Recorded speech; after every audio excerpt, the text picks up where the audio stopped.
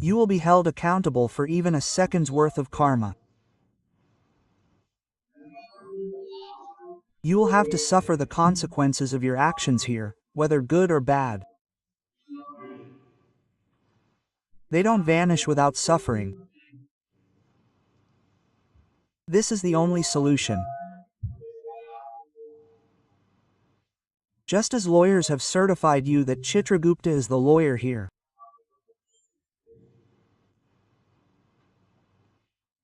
Your actions, including the entire scene, are recorded.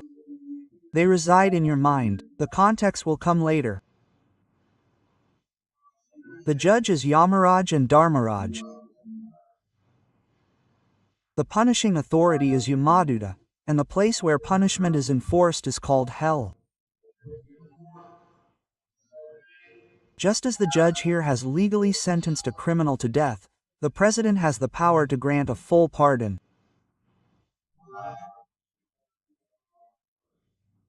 Similarly, the president is Lord Hari. Aham tam sarva pap bha mokshajam masha. If you want to avoid good and bad deeds, the only solution is to take refuge in God and chant His name. Otherwise, you will surely suffer the consequences of your actions.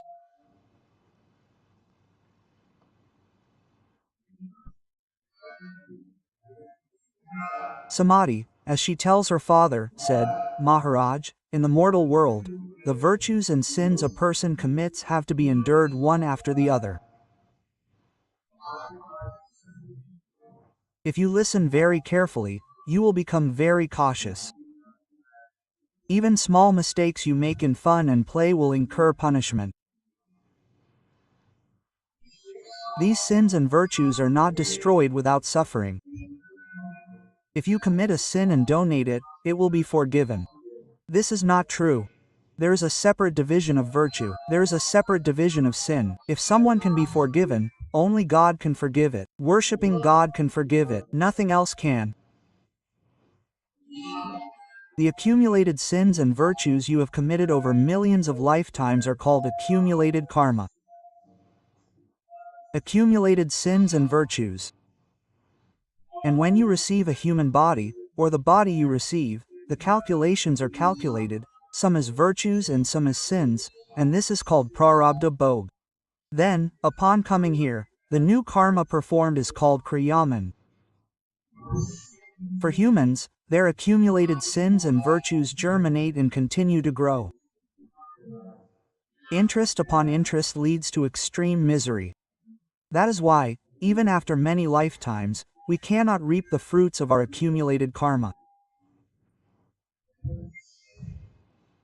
Just as a seed craves soil and water, only then does it blossom into a virtuous tree.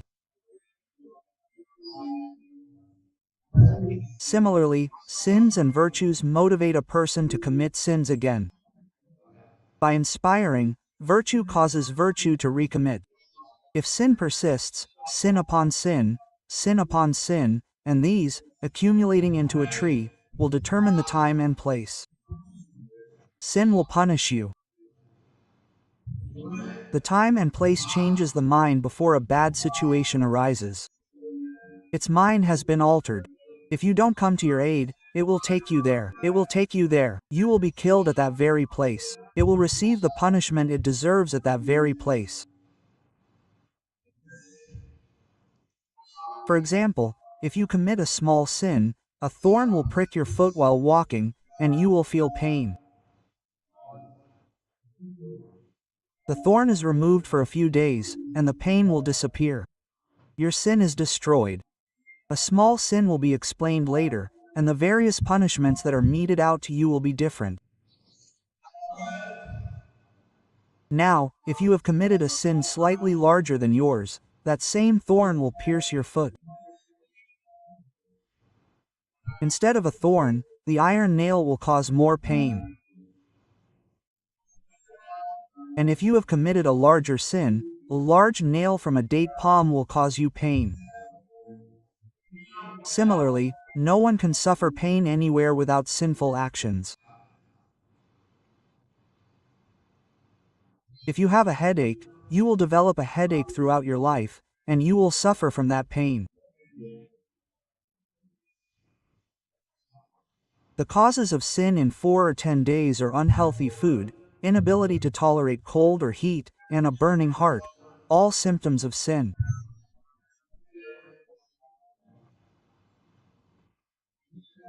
Different sins cause different kinds of suffering. Prolonged fear of weapons and fire are caused by sin. The accumulated sins of many lifetimes are not exclusive to this lifetime. They simply hover in the sky, waiting for the time to be punished. Just as you see the creatures in hell, they are suffering the consequences of grave sins. Hell was only shown, you know what, you'll remember it tomorrow. When Samadhi was born in her 7th birth into a Vaishya clan, she refused to allow cows to drink water. For this crime, she was sent to hell. She continued to question the messengers of Yama, and they answered her questions. The creatures you see suffering in hell are great sinners, bearing the consequences of their sins. When a virtuous soul is born, it goes to heaven and lives with the gods. Gandharvas sing his praises, they enjoy the pleasures of asparas in various ways, and when their virtuous enjoyment is exhausted, they return here and take birth in the human world as a result of their karma. Rajan, I am telling you about the punishments sinners face in which hells for which sins.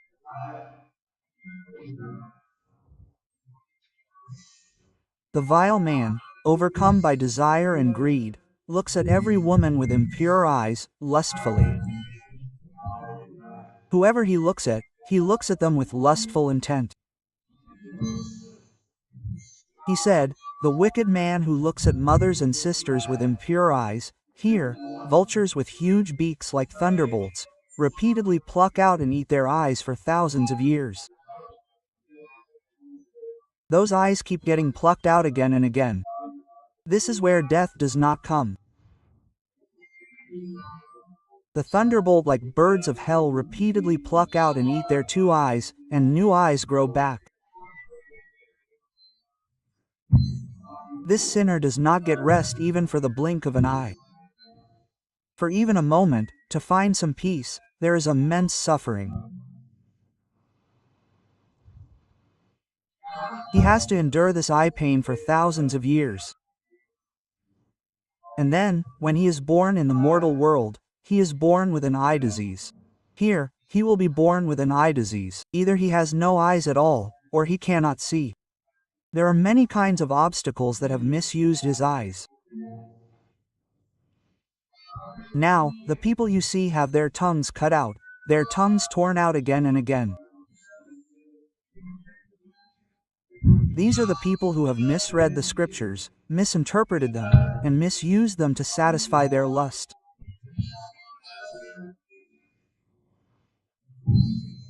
Anyone who has given wrong advice has their tongues repeatedly cut into small pieces with a sword. He who has given the wrong meaning of the scriptures has his tongue cut out there for thousands of years. This is not a joke. Answer the question. If your answer is wrong, you will go to hell. The questioner is asking you out of faith, and if you give an answer you wish and behave accordingly, he will not commit any sin. You will incur sin because you gave the order, and you will suffer a miserable fate.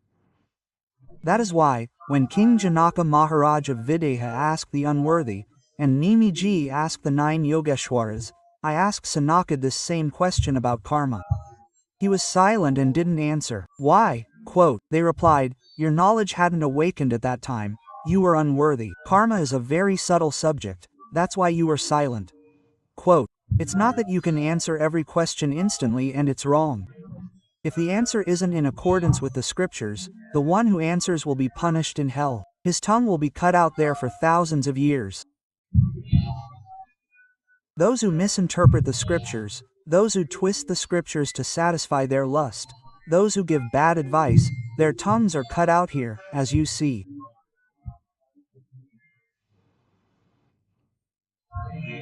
And O Samadhi, those who criticize the Vedas, those who criticize the gods, those who criticize the saints, those who criticize the Vaishnavas, those who criticize the Guru, those who look at the Guru with a crooked eye.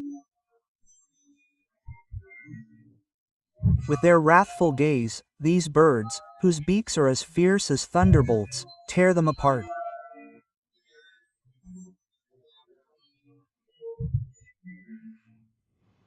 The birds peck at their body parts for 1,000 years, according to the number of moments in which they committed this sin through their tongue.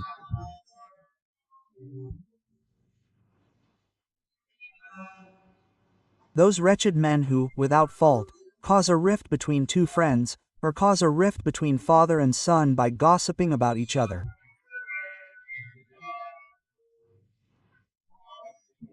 And, a priest who vows to perform a ritual but fails to complete it, is worthy of attention.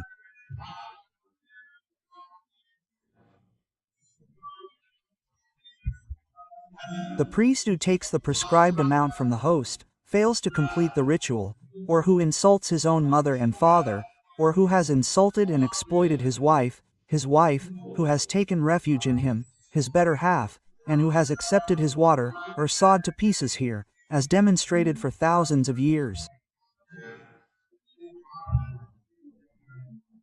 Look, look! These saws slowly slice through each limb. That priest too faces punishment. The son who insults his parents is punished. The husband who exploits his wife is punished. The wife who cheats on her husband is punished. You can see their plight with your own eyes. Those who have made it a habit to cause pain to others. Every conversation and effort is meant to cause pain. Those who take pleasure in others' happiness, those who set fire to houses where others are sleeping, or those who set fire to crops, inflicting mortal pain on them. Those vile sinners are burned in a blazing fire here. You can see. They are roasted with hot sand and then burned in the fire here.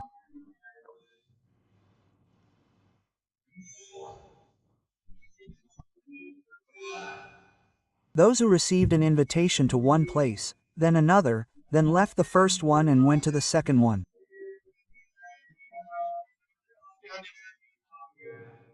This is not true. This will lead to hell. An invitation is given to one place, and we go there. If we go hungry, we go hungry. If we don't get it, we don't get it. We'll see another day. It's not just 2, 3, or 4 invitations.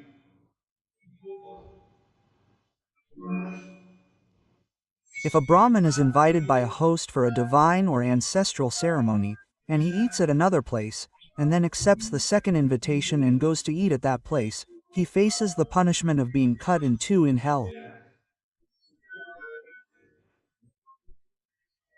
Repeatedly, this repeated invitation to many places, isn't like that. It's a principle. If you're hungry, go to one place and fill your stomach and do bhajan. It's not that if you go to 5 places and receive generous donations from 5 places, listen. This Tasma Shastram Pramanam, is scripture. It's not arbitrary. In the past, Brahmin sages never did this. Beg for alms at 5 houses, or if you're invited, go to one place and fill your stomach with whatever you can find. This bandara, at 14 places, invitations to 14 places, is a system. This will send you to hell. Your intellect will be corrupted. Those who constantly hurt people's hearts by speaking harsh words, some people have such a nature. When they speak, their heartache becomes apparent. This is their way, this is their way. They speak in such a way that it causes extreme pain. The birds here pounce on those who do this. They bring them to hell. They tear them apart and eat them. The tongue of anyone who gossips about anyone here is repeatedly slit with a sharp knife. Then it becomes whole. Then it is slit again. Those who, out of arrogance, disrespected their revered ones. They are beaten and beaten. Gurus, their guru, their mother, their father, their grandfather. This is a revered person. This is as revered as the guru. Those who disrespect their gurus and revered ones are punished, beaten and beaten.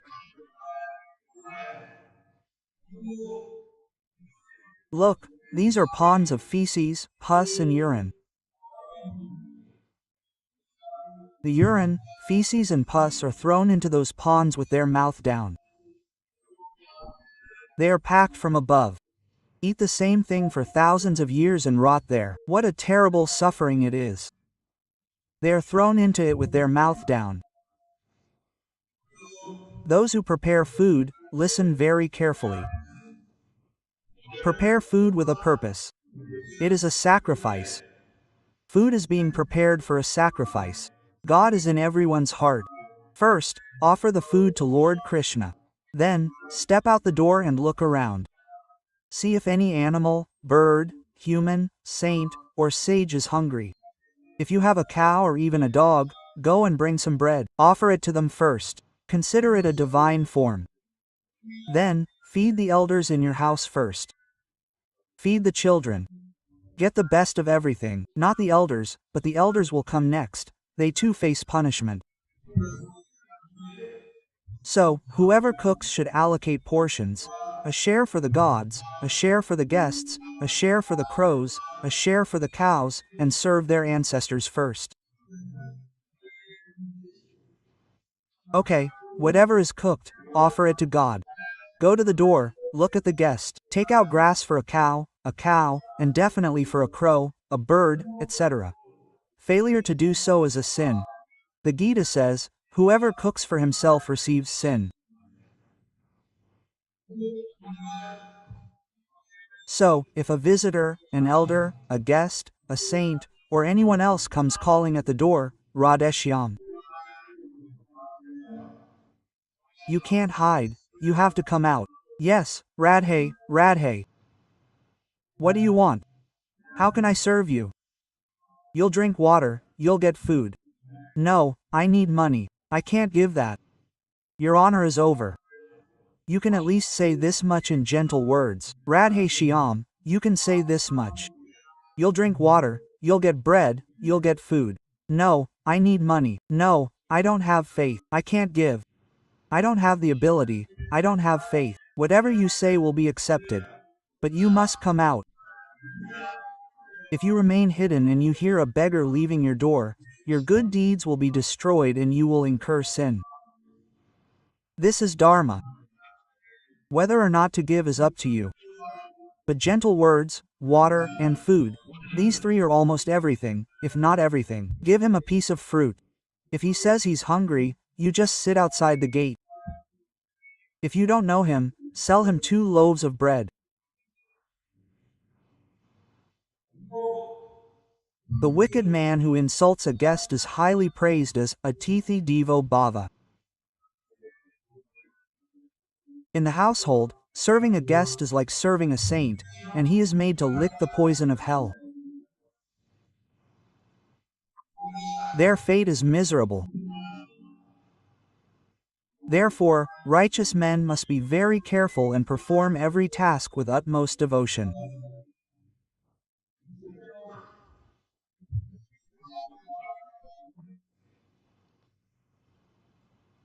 Those who usurp the fortune of others here should only eat 1 meal in a row.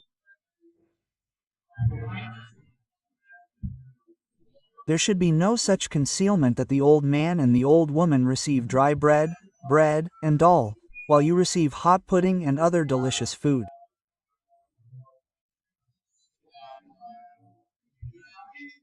Those who discriminate against each other, the head should eat the same food as the head.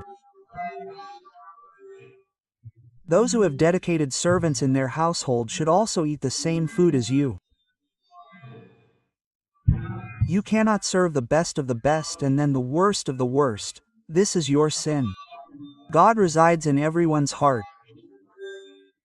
The same food, you may feed on whatever is left over, you are the owner of the house, but if you do not have the knowledge of religion, you should feed the servants, children, old people and guests in abundance. Then why are you saying that the body is very terrible and the mouth is like the tip of a needle? Now he is so troubled by hunger, but what will he get to eat? The same dirty thing in the body is like the tip of a needle and like an elephant, and he keeps on suffering from hunger. This is what he gets in hell for thousands of years.